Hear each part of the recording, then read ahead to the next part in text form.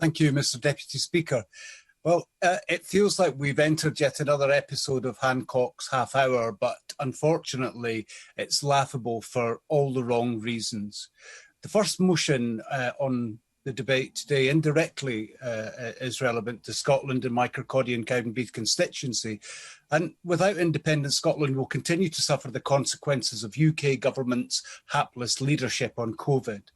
Travel agencies in my constituency have another month of pouring money down the drain and another month with no tangible support from government.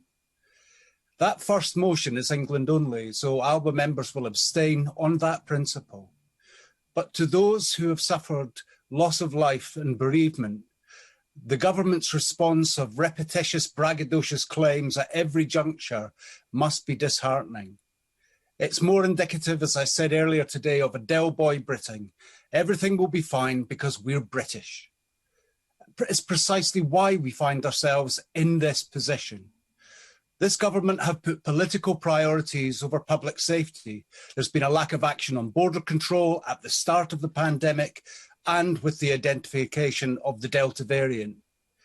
They've allowed new variants to enter and seed, and the weekend's failure by the UK Prime Minister to lead the G7 to invest in vaccines and cash in line with World Health Organization's identified need is absolutely unforgivable.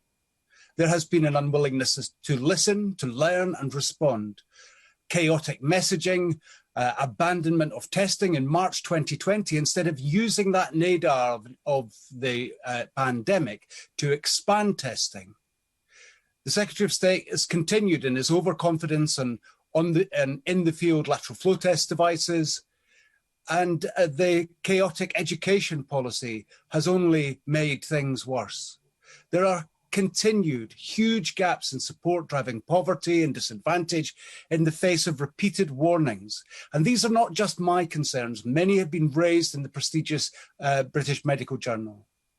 Not every misstep can be mitigated by the effective work of Kate Bingham's Vaccines Task Force. Recently, the Secretary of State supported my calls for surveillance across a range of indicators to beat the virus. But vaccines are not foolproof. The G7 chair opportunity was an unforgivable moral failure. Vaccines, cash, but also robust international surveillance is urgently required. The government's growing propensity to ignore scrutiny of Parliament is absolutely staggering. And now the Honourable Member, Right Honourable Member for North Somerset, derides scrutiny of experts in the media.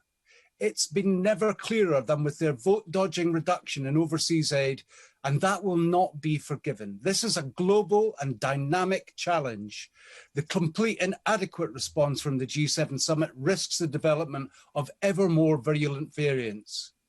In light of that failure in leadership from the Prime Minister, can we get straight answers?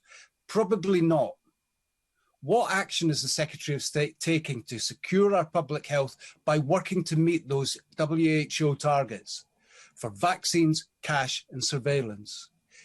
Any return to normality will only happen when we're all safe. Thank you. Robert Sims.